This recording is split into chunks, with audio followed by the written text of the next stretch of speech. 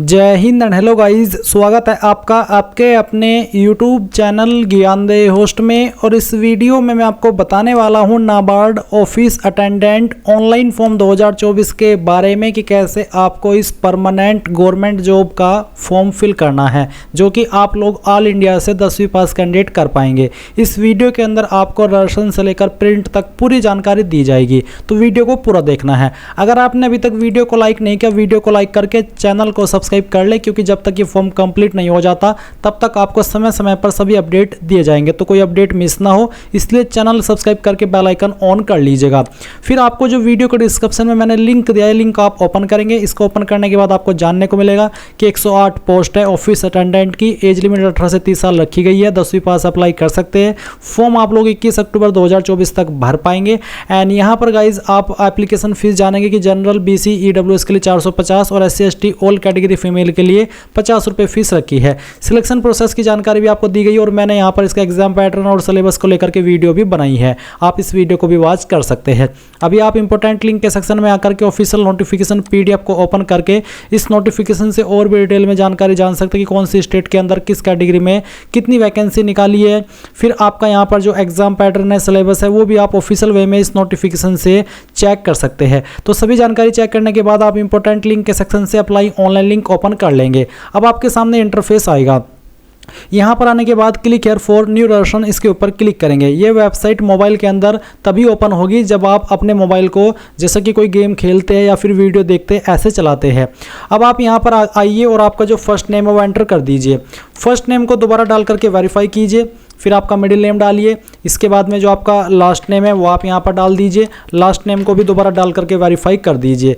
Then guys यहाँ पर जो आपका मोबाइल नंबर आप रजिस्टर करना चाहते हैं वो आप डालेंगे। मोबाइल नंबर को दोबारा डाल करके वेरीफाई कर देंगे। कोई अन्य फ़ोन नंबर देना चाहते तो अल्टरनेटिव नंबर के अंदर दे देंगे। एंड देन ईमेल ID के अंदर आपकी ईमेल में @ से पहले जो भी आता है वो आप यहाँ पर लिखेंगे और फिर डोमेन के ऊपर क्लिक करके बताएंगे कि आपकी ईमेल किस डोमेन पर है। जैसे कि मेरी ईमेल gmail.com पर है, तो मैं यहाँ से gmail.com सेलेक्ट कर लूँगा। अब आपको पूरी ईमेल ID यहाँ पर डालनी है एंड सभी जानकारी चेक करने के बाद ये सिक्योरिटी कोड फिल करना है और सेव एंड नेक्स्ट कर देना है। अब यहाँ पर आप देख सकते हैं कि आपका जो रजिस्ट्रेशन है वो इस तरह से कंप्लीट हो जाएगा और आपको रजिस्ट्रेशन नंबर एंड पासवर्ड की जानकारी ईमेल और मैसेज के माध्यम से सेंड कर दी जाएगी। इस सेक्शन के अंदर आपको फोटो और साइन अपलोड करना है। फोटो की जो गाइडलाइंस है वो क्या रहेगी, उसके लिए आप यहाँ पर PDF को चेक कर सकते हैं कि फोटो का साइज 20 से 50 KB के बीच में, सिग्नेचर का साइज 10 से 20 KB के बीच में रहना चाहिए। डायमेंशन कितना वो भी आप यहाँ पर चेक कर सकते हैं। तो ये सभी जानकारी चेक करने के बाद अब आप यहाँ पर फोटो सेलेक्ट करेंगे। तो चूज फाइल के ऊपर क्लिक कीजिए, जहाँ पर आपकी फोटो फाइल है सेलेक्ट कर लीजिए और ओपन कर दीजिए। आपको चाहे डायमेंशन ऊपर नीचे चाहे भी चल जाएगा, पर जो साइज है वो 20 से 50 KB के बीच में हो तभी अपलोड होगा। अब आप यहाँ पर टिक कर दीजिएगा। उसके बाद में आप यहाँ पर जो आपका साइन है उसकी फाइल सेलेक्ट करेंगे एंड साइन को सेलेक्ट करने के बाद में आप यहाँ पर ओपन करेंगे और फिर आप यहाँ पर टिक करके इसको भी वेरीफाई कर देंगे एंड देन नेक्स्ट के ऊपर क्लिक करेंगे। इसके बाद यहाँ पर आती है बेसिक जानकारी, जहाँ पर सबसे पहले आपको आपका रीजनल ऑफिस सेलेक्ट कर लेना है। तो जो भी है वो आप सेलेक्ट कर ले। फिर सेंटर ऑफ एग्जामिनेशन, किस सिटी में आप एग्जाम सेंटर रखना चाहते हैं इनमें से वो आप यहाँ पर सेलेक्ट कर ले। उसके बाद कास्ट कैटेगरी आपकी क्या है, जनरल SC ST OBC जो भी है वो आप सेलेक्ट कर लीजिएगा। ये सेलेक्ट करने के बाद में यहाँ पर आप देखेंगे कि आपसे पूछे कि क्या आप विकलांग और आपकी विकलांगता 40% या उससे ज़्यादा है। अगर हाँ तो यस, नहीं तो आप नो करेंगे। फिर नीचे की तरफ आएंगे, एक और सवाल आएगा विकलांगता से जुड़ा हुआ, जो कि are you a person with specified disability covered under the definition of section 2। Basically है कि क्या आपको लिखने में कोई प्रॉब्लम है और आपको स्क्राइब चाहिए उसके लिए, जो कि आपके बिहाफ पर एग्जाम लिखे। अगर हाँ तो यस, और अगर आप बिल्कुल ठीक है ईश्वर की कृपा से तो आप यहाँ पर नो कर दे। उसके बाद नीचे आता है कि क्या आपको छूट चाहिए जो कि मिलती है window, divorced women judicially separated. अगर हाँ तो यस, नहीं तो आप नो करेंगे। रिलीजन आपका क्या है वो आपको यहाँ पर सेलेक्ट कर लेना है। उसके बाद में आपकी रिलीजियस माइनॉरिटी कम्युनिटी कौन सी है वो आप बताएंगे। तो अगर आप इसके बाद में क्या आप रिलीजियस माइनॉरिटी कम्युनिटी से बिलोंग करते हैं, अगर हाँ तो यस, नहीं तो आप नो कर देंगे। फिर पूछेगी कि आपके पास कास्ट सर्टिफिकेट है, अगर हाँ तो यस, नहीं तो आप नो करेंगे। उसके बाद अगर आपके सामने ये ऑप्शन एक्टिव है इनकम एसेट सर्टिफिकेट का, अगर एक्टिव हो रहा है और आपके पास आय प्रमाण पत्र है तो यस करिए, नहीं तो आपको नो करना है। अगर आप एक्स सर्विसमैन है तो आप इसमें यस करेंगे, नहीं तो यहाँ पर भी आपको नो कर देना है। फिर क्या आप एक डिसेबल्ड एक्स सर्विसमैन है, अगर हाँ तो यस, नहीं तो आप नो कर देंगे। फिर नीचे आएंगे, एक और सवाल है कि क्या आप एक डिपेंडेंट है जो कि सर्विस मैन है जो कि एक्शन के दौरान किल्ड हो गए थे, यानी कि उनकी मृत्यु हो गई थी? अगर हाँ तो यस, नहीं तो आप नो करेंगे। फिर आता है कि क्या are you a domicile of state UT coming under the regional jurisdiction of the regional office, यानी कि जिस रीजनल ऑफिस में आप अप्लाई कर रहे हैं क्या आप उसी से बिलोंग करते हैं, उसी का आपके पास निवास प्रमाण पत्र है? अगर हाँ तो यस, नहीं तो आप नो करेंगे। क्या आप नाबार्ड के एम्प्लॉई है? अगर हाँ तो यस, नहीं तो आप नो कर देंगे। नेशनलिटी सिटीजनशिप इंडियन रहेगी। डेट ऑफ बर्थ अब आपको बतानी है, पहले डे, फिर आपका मंथ और जो भी ईयर है वो भी आप यहाँ पर सेलेक्ट कर लीजिएगा। फिर जेंडर बताना है, मेल फीमेल या ट्रांसजेंडर। अगर आप जुड़वा भाई बहन है तो आप यस करेंगे, नहीं तो आपको नो करना है। फिर उसके बाद में यहाँ पर आपको मैरिटल स्टेटस बताना है, अनमैरिड, मैरिड, विडो, विडोवर, जो भी है वो आप टिक कर दीजिएगा। देन आप फादर नेम भरेंगे, मदर नेम भरेंगे। एड्रेस फॉर कॉरेस्पॉन्डेंस में जो आपका प्रेजेंट एड्रेस है वो आप यहाँ पर लाइन 1, 2, 3 के अंदर थोड़ा थोड़ा पार्ट आपके एड्रेस का डाल देंगे। डिस्ट्रिक्ट आपकी कौन सी है और डिस्ट्रिक्ट का नाम आपको यहाँ पर एंटर करना है। स्टेट कौन सी है वो आपको सिलेक्ट कर लेनी है और फिर आपका जो भी पिन कोड है वो भी आपको यहाँ पर डाल देना है। अब अगर आपका प्रेजेंट और परमानेंट एड्रेस एक है तो आप टिक कर दीजिएगा इस बॉक्स के ऊपर, पर अगर अलग है तो इसको ऐसे ही रहने दे करके अलग से अपना परमानेंट एड्रेस भर दीजिएगा।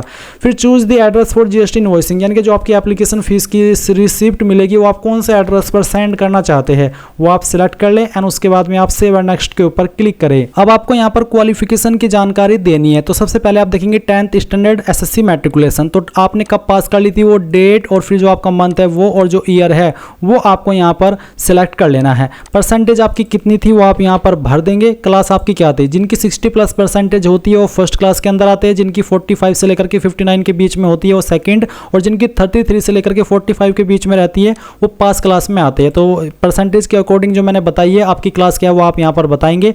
और गाइज अगर आपके नंबर परसेंटेज के अंदर सीजीपीए के अंदर है तो आप उनको परसेंटेज के अंदर कन्वर्ट करके ही यहाँ पर फिल करेंगे। अब अगर आपने 12वीं भी की है तो आप यहाँ पर आपका 12th का स्टैंडर्ड बताएंगे, यानी कि सब्जेक्ट या स्ट्रीम क्या था, फिर पासिंग ईयर, उसके अलावा परसेंटेज और फिर आपकी क्लास। अगर आपने नहीं की है 10वीं के अलावा कोई अन्य क्वालिफिकेशन तो आप इसको खाली भी छोड़ सकते हैं, अगर की है तो आप उसकी जानकारी भर सकते हैं। फिर यहाँ पर सवाल है कि have you passed the 10th standard from the concern state UT coming under the state regional office to which you are applying, यानी कि जो सी स्टेट से आप अप्लाई कर रहे हैं क्या आपने उसी स्टेट से आपकी 10वीं पास की है? अगर हाँ तो यस, नहीं तो आप नो करेंगे।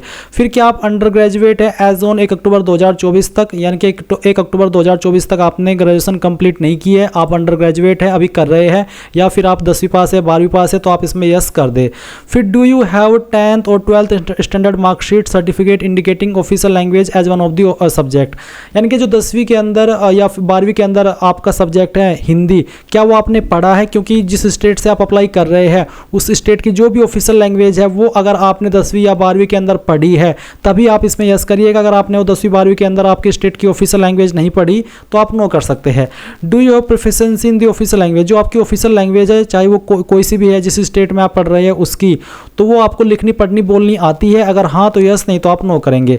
अब अगर आपको एक्सपीरियंस की जानकारी देनी है, एक्सपीरियंस इसमें कंपलसरी रूप में नहीं मांगा तो खाली छोड़ देना, अगर है तो भर दीजिएगा। लैंग्वेज नॉन, जैसे कि यहाँ पर हिंदी है, ये उत्तर प्रदेश की ऑफिशियल लैंग्वेज, मैंने इसको सेलेक्ट किया। अब मुझे पढ़नी आती है, लिखनी आती है और बोलनी आती है, तो मैंने तीनों के ऊपर टिक कर दिया। अब अगर आपको कोई दूसरी लैंग्वेज भी आती है वो आप यहाँ पर लिखेंगे और उसका स्टेटस भी इसी तरह से टिक करके बता देंगे। एक और सवाल यहाँ पर आप है देख सकते हैं कि क्या आप जो प्री एग्जाम ट्रेनिंग मिलती है SC ST OBC और विकलांग को, क्या आप वो लेना चाहते हैं? अगर हाँ तो यस कर दीजिएगा, अगर नहीं लेना चाहते तो आप नो कर सकते हैं।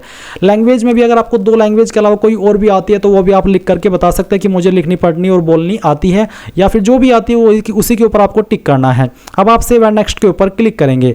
यहाँ पर गाइज आपके सामने आपके फॉर्म का प्रीव्यू आएगा, जो भी जानकारी भरी है उन सभी को चेक करने के बाद यहाँ पर आएंगे, आई एग्री करेंगे और कंप्लीट रशन के ऊपर क्लिक करके यहाँ से ओके कर देंगे। एक बार ओके करेंगे फिर से। अब आपको लेफ्ट थंब इंप्रेशन यानी कि बाएं अंगूठे का निशान अपलोड करना है, तो जहाँ पर भी थंब इंप्रेशन है सेलेक्ट कीजिए, ओपन कीजिए, आपकी थंब इंप्रेशन की फाइल इस तरह से आएगी और इसको ओके कर दीजिएगा। अब आपको एक हैंड से जो डिक्लेरेशन है वो लिख करके अपलोड करना है। उसमें क्या लिखना है जान लीजिए। जो लिंक वीडियो के डिस्क्रिप्शन में दिया हूँ इसको ओपन करिएगा और फिर आपको यहाँ पर नीचे आना है और एक हैंड रिटन डिक्लेरेशन के नाम से एक हेडिंग मिलेगी। ये जो लाइन है ये आपको कोरे कागज़ के ऊपर लिखनी है।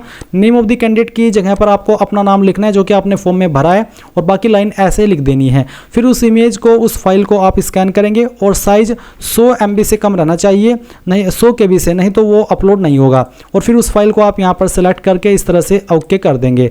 अब आपको ये जो सिक्योरिटी कोड आपके डिस्प्ले के ऊपर आ रहा है वो यहाँ पर भरना है and then save and next के ऊपर क्लिक करके यहाँ से ओके करना है। अब आपको आपकी फीस का अमाउंट देखने को मिलेगा, वो फीस का अमाउंट यहाँ पर देखेंगे और फिर जो कैप्चा कोड आएगा वो कैप्चा कोड यहाँ पर आप डालिए और फिर सबमिट कर दीजिए। अब आपको पेमेंट के पेज पर ट्रांसफ़र किया जाएगा। इसमें से जो यहाँ पर आपको ऑप्शन मिलेंगे, आप आपकी एप्लीकेशन फ़ीस जमा कर पाएंगे किसी भी ऑप्शन का इस्तेमाल करके। जैसे ही आप फीस जमा कर देंगे तो आप अपने फॉर्म का फाइनल प्रिंट आउट ले पाएंगे और तभी आपका फॉर्म कंप्लीट माना जाएगा। सो गाइज, इस तरह से आप लोग NABARD office attendant online form 2024 को भरेंगे। आई होप ये प्रोसेस आपको पसंद आया होगा। So thanks for watching. जय हिंद।